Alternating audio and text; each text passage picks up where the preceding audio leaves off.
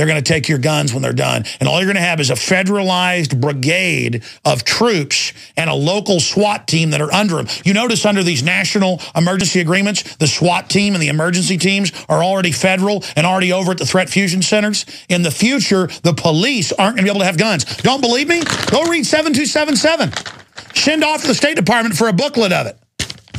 This is what's in the UNIDIR document. This is what's in the UN treaty that I was just reading to you from Forbes. Forbes. By the way, when they're done disarming the police, they've got graphics in there showing the build down. That's why they called it build down in 61. You thought that term was new? The build down is once the UN NATO army's built. And guess who the UN army's going to be? 1961, NATO. People are like, oh, NATO will never be the world army. What do they call it now? The world army. Who does it command? Al-Qaeda. Oh, you're a new listener. You didn't know NATO is commanding Al-Qaeda in Libya, Syria, and everywhere else? They used them against the Serbs. This is the real model. They use Al-Qaeda to scare everybody into giving up their rights when we're really the target. Get sophisticated, folks. Wake up. Here is the Attorney General. And this treaty, they can sign it the next month. Here is the Attorney General talking about how, this is on C-SPAN, how he met with TV heads to brainwash people to be anti-gun. Here it is. We just have to be repetitive about this. It's not enough to simply have a catchy ad on a Monday and then only do it every Monday. We need to do this every day of the week and just really brainwash people into thinking about guns in a vastly different way. Brainwash people into thinking about guns. Brainwash people. That's enough. The full clip's online. It's like a 30-minute C-SPAN clip, and he goes on to say we've got to have anti-gun messages on TV, everywhere. Not anti-criminals with guns, anti-citizens. That's why cops move up the chain really fast. You ask any cop if they throw the book at a law-abiding citizen with their guns, catching them in some little thing. Let's go out to break with ABC News, gun confiscation Katrina. And remember, we have declassified Army training manuals for this year, going back to 06, for gun confiscation. Look it up, Army Manual for Gun Confiscation. Look it up, it's public. Not 29 Palms, not a survey. They're training to take your guns in cordon cities in the U.S. This is treason. Is the military bad? No. Those trying to use them as a weapon against our republic and our God-given rights that our forebears fought hard for, that's treason. I'm going to take you out to break with the gun confiscation. We're going to come back. Remember this, high and dry homes. Here it is. That includes New Orleans, where today authorities stepped up their efforts to empty the city. Bob Woodruff is there again tonight with an extraordinary human drama unfolding. Bob? That's true, Elizabeth, and good evening from New Orleans. Here, the police and the National Guard find themselves in a very difficult position tonight to try to carry out an order to force people from the city without actually using force. Today in New Orleans, they got a lot tougher on the holdouts. Police Department! All right, we're going to come back, and this is how the PSYOP works on all the newscasts. We're going to come back and play it. It's very informative. They say we don't use force, and then it shows them grabbing people out of mansions, putting handcuffs on them, slamming them down, and then stealing all their guns. And then they talk about killing Americans. The troops are like, yeah, you got to kill Americans. That's coming up. Regular big army. But, I mean, now it's public. The Secretary of the Army said 2 months ago in Council on Foreign Relations, they're going to put brigades in every city to pull triggers on citizens. All right, I'm going to continue ranting about this takeover here. And then we're going to go to your calls in the next hour. If you'd like to get queued up, we'd love to hear from you. The weekend number, it's different than the weekday number, is 877-789-ALEX, 877-789-ALEX. And there's this whole other dimension to this, and that's what Aaron Dykes' report gets into at the end. Fast and Furious staged to pass UN treaty is a key article that's been linked up at the top of Infowars.com. There's a video report. I filed on that. There's a detailed report that has all the clips, the documents, the statements by Aaron Dykes titled Emergency Alert, UN Set to Ban Civilian Gun Ownership. Both of those are up on the site right now. Plus, Jews, the Preservation of Firearms Ownership. We've mirrored the great Aaron Zellman's research that I quite frankly think is conservative in the numbers of government killing over 260 million people, University of Hawaii confirms that number, under democide, after guns were registered and then confiscated. And in many of these massacres, it was the UN that did it. So go up to Infowars.com in the featured news area, get those videos and those articles, and email them out to everybody you know right now. You didn't think government takeover of healthcare would happen, and there wasn't death panels in it. Now they admit it. They're going to phase it in over the next couple of years.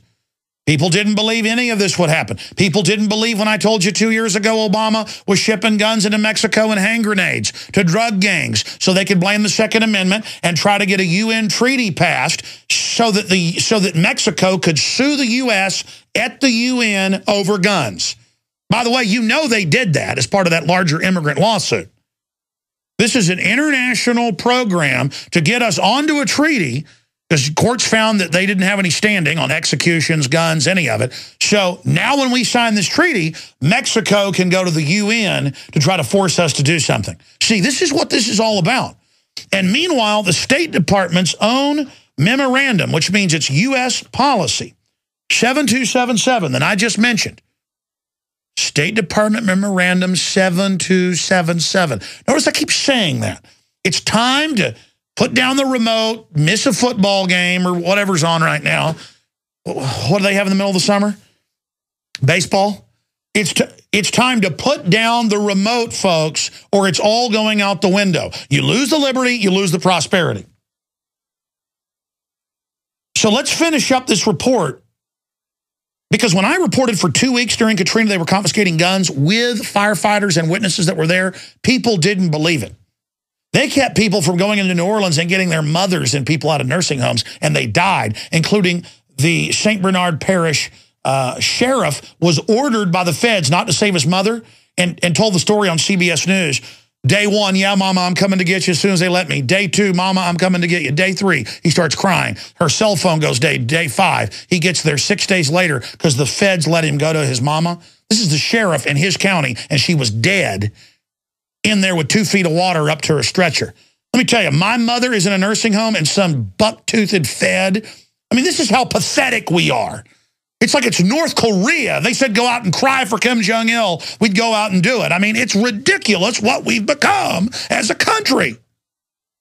And the feds wouldn't let people walk out. They blocked it. They use it as a siege development, as a siege drill of New Orleans. And why? Because it's what's in the Army manuals. We now have the Army manual they were using in 95, 96. We have the new manual. It's got gun confiscation in it. We covered that a week ago. The Army isn't even hiding this. Do you understand? We've got to say no to all this. The government is run by Chicago Mafia that shipped guns into Mexico to blame the Second Amendment, and got caught with the memos saying they were going to blame the Second Amendment and ban all semi-autos. That's a false flag staged terror attack, frame up, self-inflicted wound, inside job. You may have heard me talk about those. It's dirty government's favorite trick. That's why you never give up liberty for security, because the minute you say you'll give up liberty and be a slave for security, those that want you to be a slave are going to start staging stuff to take your rights and pose as your savior. It is elementary, my dear Watson.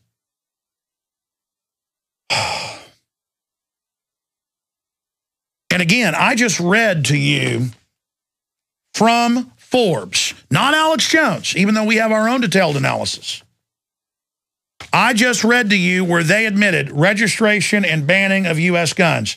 That's what it really entails. And it's got the classic UN proviso that, oh, but we won't do this unless we want to get rid of it. Kind of like the NDAA to secretly kill U.S. citizens, secretly torture, disappear us. Obama first said he didn't want it. Then it turned out he wrote it. Then he said he wouldn't sign it. Then he did sign it.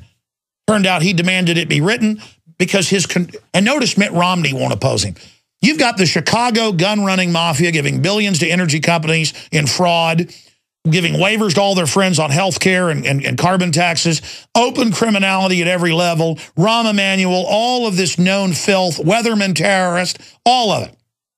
Couldn't be more of a joke. The bankers have hired just a league of crooks to run their takeover. And the feds have got the central control. They're looting the Treasury, bankrupting us, robbing us 7 ways from Sunday. but we've still got guns and a basic culture of liberty. So these two things are existing in a paradox to each other. And Mitt Romney, who's certainly no angel and who I'm not supporting, you know, Bain Capital he used to basically own and control, gave double the money to Obama they've given to him. When Obama comes out and calls him a criminal, saying he still controlled Bain Capital when he left in '99, which is true to a certain extent. That's like sending Martha Stewart to prison for insider trading, but not, you know, Bernie Madoff or Ken Lay or something like that. And they're talking about how he's a crook. Meanwhile, Romney won't even hardly defend himself and won't even talk about Fast and Furious, and now says, well, the Supreme Court has ruled on health care. He's bought and paid for by the same people. And if they tell Mittens Romney to take a dive, he will. It's like a Don King boxing match. Now, let me go to Katrina. Because remember, the people running this government and the people running the UN have called for total civilian gun bans ad nauseum. The quotes, the statements, the video clips, they're everywhere. And the first time they get a chance when a city's in trouble, they blockade from the hundreds of police departments and fire departments that wanted to, the Coast Guard wasn't allowed in. Walmart wasn't allowed in, remember? And what they do, they ran into high and dry areas. Some of those houses look like $10 million houses if you watch the video, and took their guns. Took their guns. Took their guns. Blew their safe doors and stole them. Listen to this ABC report. Here it is, from where it was. Play it. Today in New Orleans, they got a lot tougher on the holdouts. Police department, anyone home? Not only the flooded areas, but New Orleans' driest and wealthiest neighborhoods, too. Police department! The police and National Guard going street by street, house to house. We need to make sure, too, that whenever we knock on doors, people refuse to leave. We need to make note, call it in. They say there are no orders to use force, just strong persuasion, sometimes entering open houses with guns drawn, and instructions to disarm anyone inside. You said guns will be taken? Yeah, no one will be able to be armed. We will take all weapons. That happened today in this wealthy neighborhood where homeowners had armed themselves to protect their mansions. Residents were handcuffed on the ground. In the end, police took their weapons but let them stay in their homes. They were a little bit threatened because our weapons were bigger than their weapons. For many of the police and guard troops, it is an uncomfortable job to do this in an American city. This guard unit occupied a church, using it as a base camp. They had to leave a note because they could not get hold of the pastor to get permission. It is surreal. Yeah, you never expect to do this in your own country.